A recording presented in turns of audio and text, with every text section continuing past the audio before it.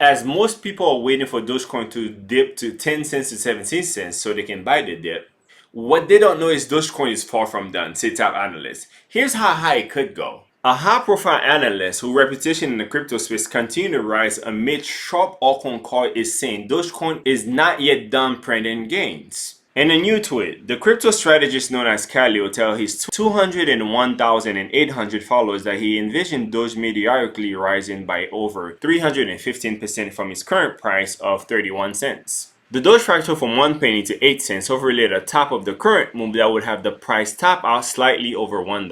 Kaleo is looking at Dogecoin's trajectory against Bitcoin. According to the crypto strategist, he expects the coin, which started as a joke in 2013, to climb nearly 100% against Bitcoin from 0.000573 to 0.000150. Prior to his bullish call on Doge, the crypto strategist revealed that he made a bet on the red hot crypto asset. I can't fight it anymore. I bought some Doge for the culture. Send it to $1.